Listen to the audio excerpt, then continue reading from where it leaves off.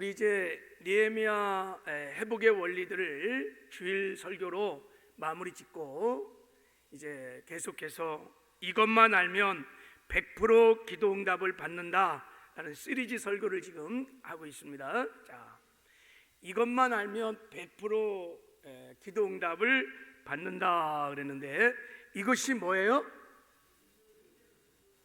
아니 이것이 뭐냐 이것. 그래 하나님이 정하신 기도 응답의 원리예요. 하나님이 정하신 기도 응답의 원리예요. 이런 기도 응답의 원리는 수학의 공식처럼 법칙과 같은 것입니다. 영적인 법칙이에요. 그래서 여러분들이 이 성경에서 계시한 기도 응답의 원리를 딱 붙들고 이제 기도를 이 원리를 따라 기도하면 반드시 기도 응답의 기쁨을 누리며 살게 될 줄을 믿습니다.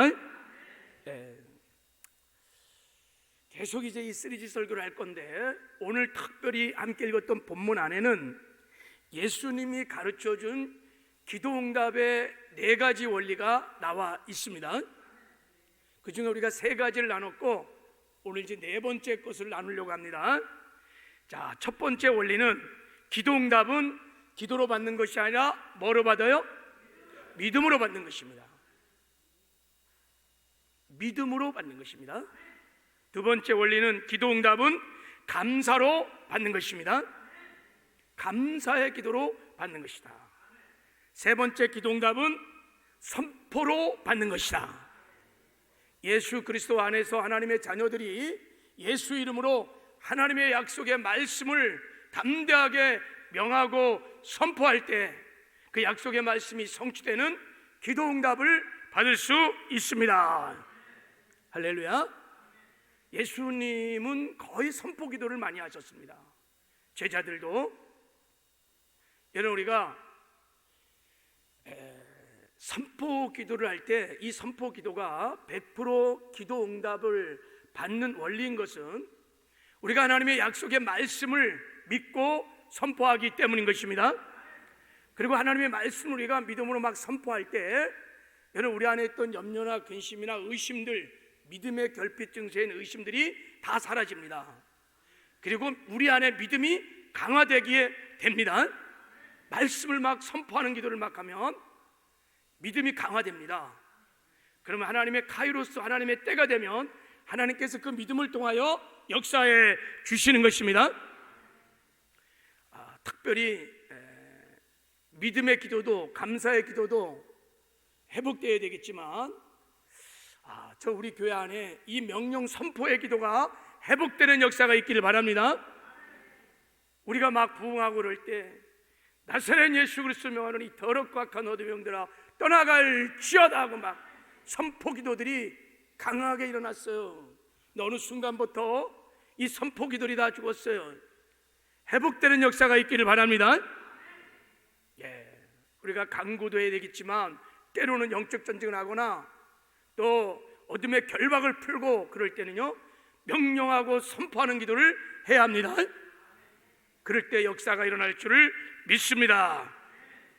오늘 이제 4번째 기도 응답의 원리를 이제 함께 나누려고 합니다. 4번째는 우리가 서로 용서하고 사랑할 때, 우리가 용서하고 사랑할 때 100% 기도 응답을 받습니다. 이게 4번째 주님이 가르쳐주고 싶은 기도 응답의 원리예요. 반대로 말하면 우리가 서로 용서하지 않고 서로 미워하고 분노하고 사랑하지 않으면 기도 응답을 받을 수 없다는 거예요. 여러분이 지금까지 이 기도 원리를 따라 기도를 하셨나요? 자, 오늘 본문 말씀을 보면 주님은 지금 기도에 대해서 말씀을 하시다가 갑자기 용서에 대한 말씀을 하세요. 자, 우리 이제 25절을 같이 한번 읽어보겠습니다. 자, 25절 시작. 서서 기도할 때 아무에게나 혐의가 있거든 용서하라. 그리하여 하늘에 계신 너희 아버지께서도 너희 허물을 사하여 주시리라 하시리라 그랬어요. 지금까지 주님이 기도에 대한 말씀을 하시다가 갑자기 너희가 서서 기도할 때, 이렇게 기도할 때 뭐라고 그러시냐? 아무에게나 혐의가 있거든 용서하라. 그리하면 하나님께서 너희의 죄를 허물을 용서할 것이고 그러면 기도응답을 받을 것이다, 이런 얘기예요. 그러니까 용서가 기도응답을 받는 핵심 원리라는 것을 말씀하고 있는 것입니다. 자, 이제 우리 용서와 기도에 대해서 살펴보려고 하는데 두 가지 측면에서 좀 잠깐 보려고 해요. 첫째는 용서를 하지 않으면 왜 우리 기도가 연락되지 않을까? 용서를 하지 않으면 왜 우리 기도가 응답이 없을까? 우리가 용서하지 않으면 왜 우리 예배가 연락되지 않을까? 라는 질문이에요. 또 하나는 그러면 반대로 용서를 하면 왜 기도응답이 될까? 용서를 하면 왜 우리 예배가 연락될까? 라는 제목이에요. 자, 첫 번째, 왜 용서하지 않으면 기도가 응답되지 않을까? 여러분, 우리가 흔히 용서의 문제는 나하고 이렇게 이제 나에게 상처를 줘서 내가 미워하는 어떤 그 사람과의 관계 문제로 생각하는 경우가 굉장히 많아요. 그 사람과 나와의 관계예요, 용서의 문제는. 그러나 여러분, 용서의 문제는 그 사람과 나와의 관계일 뿐만 아니라 용서의 문제는 죄의 문제이며 하나님과의 관계의 문제입니다. 용서의 문제를 그 사람과 나와의 관계로 풀면 여러분, 왜 기도가 응답되지 않고 기도 응답이 막히는지에 대해서 알 수 없어요. 용서의 문제는 죄의 문제요, 하나님과 관계의 문제입니다. 자, 내가 누군가 상처를 받았어요. 억울한 일을 당했어요. 그러면 내가 그 사람을 바로 용서를 하면 괜찮은데 용서하지 않으면 내 안에 막 미움이 생겨요. 막 분노가 생기고 죽이고 싶은 적개심도 생깁니다. 에베소서 4장 31절에 보면 내가 상처를 받아 억울한 일을 당했을 때 용서하지 않을 때 일어나는 현상들을 말하고 있어요. 악독이 막 일어난다는 거예요. 독한 말이 내 입에서 막 나간다는 거예요. 노함과 분냄이 막 일어난다는 거예요.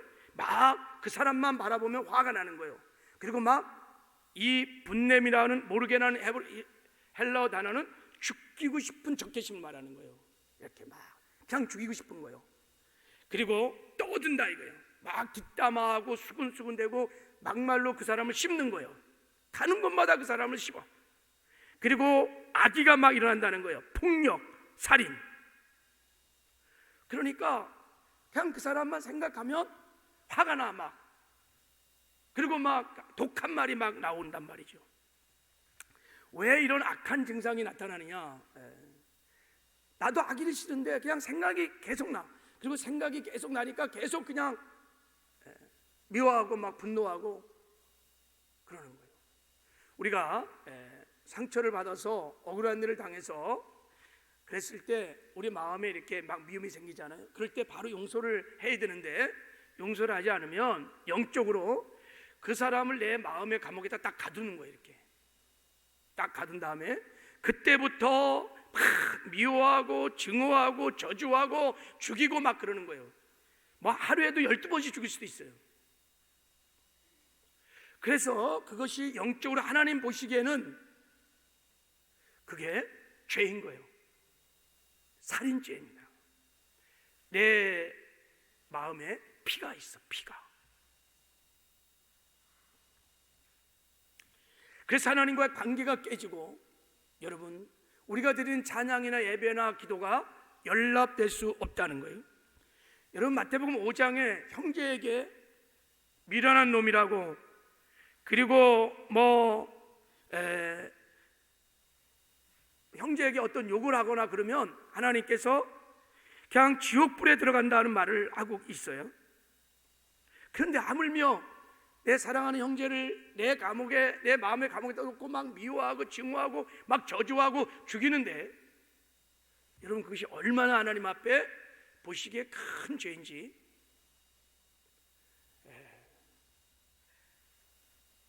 그래서 하나님이 그런 사람들, 피가 있는 자들의 기도를, 예배를 연락할 수 없다는 거예요. 자, 이사야 1장에 보면, 말씀을 보면, 자, 이사야 1장에 보면 이런 말씀이 있어요. 너희가 손을 펼 때 내가 내 눈을 너희에게서 가리고 너희가 많이 기도할지라도 내가 듣지 아니하리라. 이는 너희 손에 피가 가득함이라 그랬어요. 너희가 손을 들어 많이 기도할지라도 내가 들을 수 없다는 얘기예요. 왜요? 피가 있기 때문이라는 거예요. 저 피가 죄악의 피입니다. 누군가를 미워하는 사람은요, 피가 있습니다. 그게 죄악의 피예요. 그것이 하나님과의 관계를 다 막고 있는 거예요. 연락이 안 됩니다. 찬양이, 예배가, 기도가 연락이 안 돼요. 그래서 주님이 말합니다. 오라 우리가 서로 변론하자. 너희 죄가 주홍 같을지라도 눈과 같이 이어질 것이요 진홍같이 붉을지라도 양털같이 희게 하리라. 와서 회개하고 용서하고 제삼을 먼저 받으라는 거예요.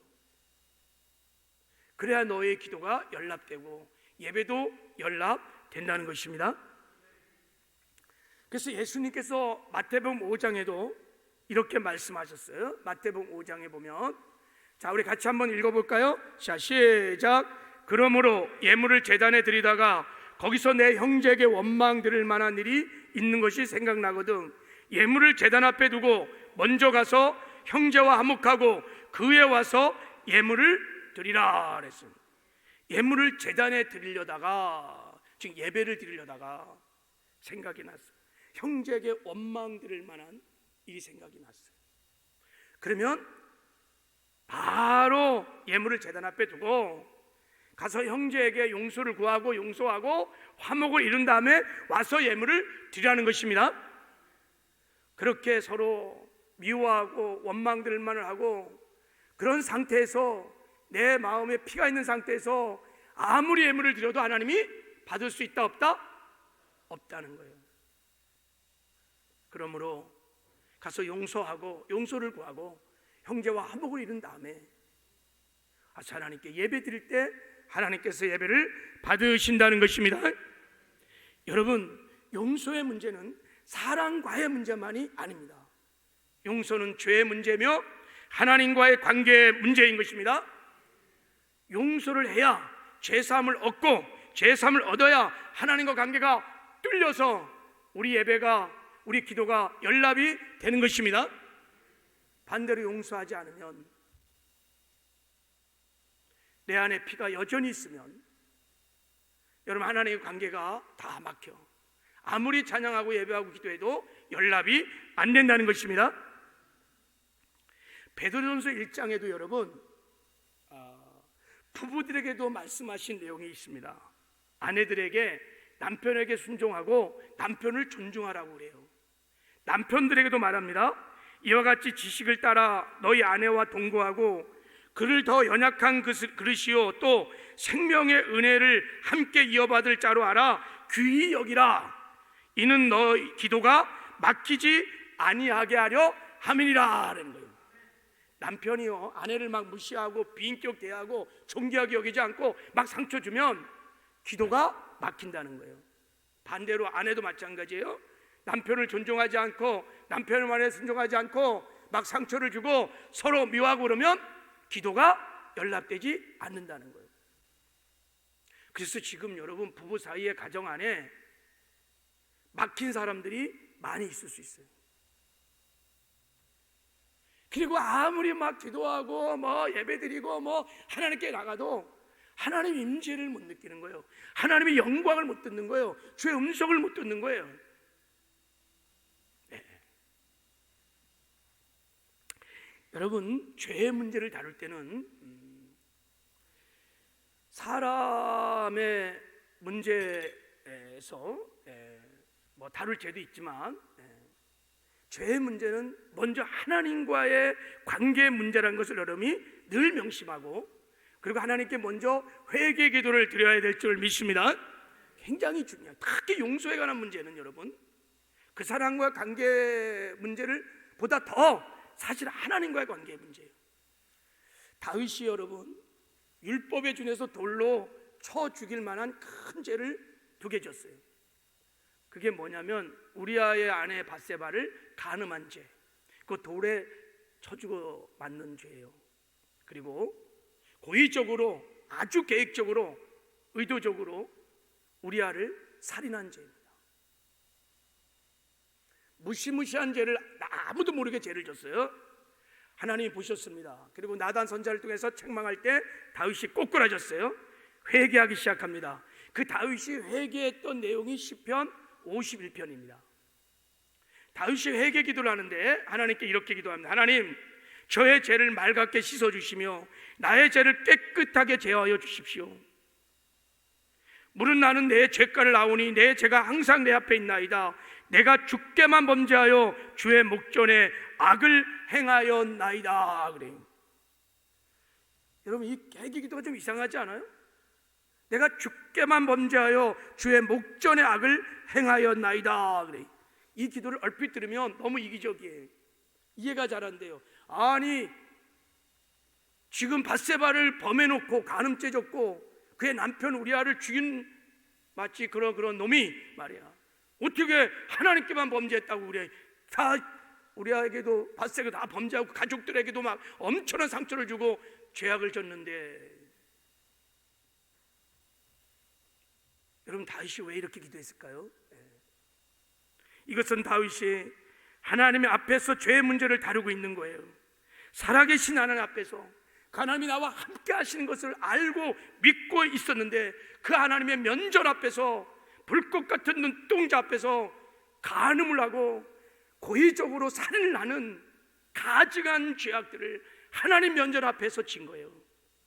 하나님을 무시하고 하나님을 멸시하고 가증한 죄를 하나님 앞에, 그 죄가 하나님 앞에 얼마나 큰 죄인지, 하나님의 존재 자체를 무시해버리는, 여러분, 그래서 다윗이 너무너무 두려웠어요. 다윗은 이것이 하나님 앞에 번제했기 때문에 주여 나를 주 앞에서 쫓아내지 마시며 주의 성신을 내게서 거두지 마옵소서. 이게 하나님 앞에 지금 범죄이기 때문에 주의 성령이 나를 떠나면, 주의 임재가 사라지면 그건 이제 끝난 거예요. 다윗은 이것을 너무너무 두려워했어요. 주의 임재가 사라지는 거예요. 내가 예배를 드릴 때, 기도할 때 주의 영광을 보지 못해요. 주의 임재를 보지 못해요. 이것을 너무너무 두려워했어요. 그 임재가 언제 사라지느냐? 하나님 앞에 범죄했을 때. 그래서 그렇게 죄를 고백하는 것입니다. 여러분, 우리가 용서는 하나님 앞에서 먼저 다루어야 합니다. 하나님 앞에 살인죄요, 하나님의 관계를 깨뜨리는, 하나님과의 교통을 막고 있는, 이것이 용서하지 않는 죄입니다. 그래서 주님이 말씀하시는 거예요. 기도를 가르치면서 너희들이 용서해야 한다. 그럼 내가 너희들의 허물을 용서할 것이고 그때 너희들이 기도하면 기도 응답이 될 수 있다는 것입니다. 그리고 여러분, 특별히 용서하지 않는 것은 하나님 앞에 교만한 죄이며 죄사함을 받지 못하는 사망에 이르는 죄예요. 용서는 여러분 무시무시한 죄입니다. 사실은 용서라는 것이 세상에도 용서가 있고 막 그래서 이걸 우리가 너무 가볍게 여겨서 그렇지, 여러분 용서하지 않는 죄는요, 이게 사망에 이르는 죄입니다. 죄사함이 없어요. 내가 누군가를 용서하지 않을 때 하나님 앞에 용서를 받지 못하는 사망에 이를 무시무시한 죄인 것입니다. 여러분, 용서의 문제를 여러분 죄의 문제로, 하나님의 관계로 생각하시고, 여러분 누군가를 내가 정말 미워하고 또 용서하지 못하고 있다면 여러분 하나님 앞에 다윗처럼 철저하게 회개하고 용서하시는 은혜가 있기를 주님의 이름으로 축복합니다. 평생에 여러분 우리가 애쓰고 힘써야 할 것은 용서하는 삶을 사는 것입니다. 하여간 주님 만나는 그날까지 여러분 아무도 여러분 미워하지 말고, 혹 미워할 수 있겠지, 그럴 때마다 즉시 다 그 사람 불쌍히 여기고 또 용서해주고, 그리고 하나님께 회개하고 용서의 삶을 사시길 바랍니다. 두 번째, 왜 용서의 삶을 살 때 기도응답이 잘 되는가? 용서의 삶을 살면 100% 기도응답을 받습니다. 왜냐하면 여러분, 용서는 사랑하는 것입니다. 용서는 사랑의 문제입니다. 그리고 우리가 사랑하면 여러분, 믿음의 역사가 일어납니다. 그래서 기도응답이 일어나는 것입니다. 반대로 말하면 내가 용서하지 않으면 사랑할 수 없습니다. 사랑하지 않으면 믿음의 역사가 일어나지 않아요. 그래서 기도응답이 일어나지 않습니다. 오늘 주님께서 이 본문을 통해서 이 영적인 원리를 가르쳐 주고 있는 것입니다. 자, 예수님께서 기도에 대해서 말씀하시다가, 자, 기도응답은 믿음으로 받는다고 말씀하신 이후에 25절에 서서 기도할 때 아무에게나 혐의가 있거든 용서하라고 말씀하셨습니다. 왜 이렇게 말씀하셨냐면, 너희가 용서하지 않으면, 사랑하지 않으면 우리의 기도에 효과가 없을 것을 주님이 아셨기 때문입니다. 너희들이 용서하지 않으면, 사랑하지 않으면 너희의 믿음이 역사하지 않는다는 것을 주님이 아셨기 때문인 것입니다. 믿음이 중요해요. 하나님 믿음을 통해서 역사하십니다. 근데 그 믿음이 역사할 때, 믿음이 작동될 때가 언제냐면 우리가 서로 사랑할 때입니다. 자, 우리 갈라디아서 5장 6절 한번 보세요. 자, 믿음은 언제 작동하느냐? 믿음은 언제 살아 역사하느냐? 사랑할 때 역사한다는 것을 말하고 있습니다. 자, 그리스도 예수 안에서 할례와 무할례와 효력이 없으되 사랑으로서 역사하는 믿음뿐이니라. 할렐루야. 믿음은 사랑 안에서 역사하는 것입니다. 그래서 마음에 믿음이 들어오면 믿음이 사라지는 거예요. 그 믿음이 가득 더 차면 믿음은 여러분 죽습니다. 믿음은 사랑 안에서 역사하는 거예요. 물고기는 여러분 물속에서 삽니다. 믿음이라는 것은 사랑 안에서, 세계명인 사랑 안에서 강력하게 역사합니다. 그러므로 용서하지 못하고 미움과 분노와 억울함을 가지고 기도할 때 그 믿음은 죽은 믿음인 거예요. 그 믿음은 역사할 수 없는 죽은 믿음인 거예요. 그래서 기도응답이 안 되는 것입니다. 그래서 주님이 말씀하시는 거예요. 서서 기도할 때 아무에게나 혐의가 있거든 먼저 용서하라. 그리고 기도하라는 것입니다. 내가 미움을 간뜩 안고 막 분노를 안고 막 죽이고 싶은 적개심을 가지고 기도하면 그 믿음이 다 죽은 거예요. 역사할 수가 없어요. 자, 우리 요한일서 한번 말씀 봐요. 요한일서 22장 23절 한번 보세요. 자, 우리 같이 한번 읽어보도록 하겠습니다. 시작. 무엇인지 구한 바는 그에게 받나니 이는 우리가 그의 계명을 지키고 그 앞에서 기뻐하시는 것을 행함이라. 그의 계명은 이것이니 곧 그 아들 예수 그리스도의 이름을 믿고 그가 우리에게 주신 계명대로 서로 사랑할 것이니라 그랬어요. 자, 여기 보면 하나님께서 우리에게 어마어마한 약속을 했습니다. 자, 무엇인지 구하는 바를 그에게 받는다는 거예요. 할렐루야. 무엇인지, something이 아니라 anything, 무엇인지 구하는 대로 받는다는 거예요. 근데 하나님이 딱 조건 한 가지 얘기했어요. 그 조건이 뭐냐면, 말씀 계속 비춰보세요. 조건이 뭐냐면 우리가 그의 계명을 지켜서 하나님 앞에 기뻐하는 일을 하는 것입니다. 그 계명이 뭡니까? 그 계명이 뭐예요? 서로 사랑하는 것입니다.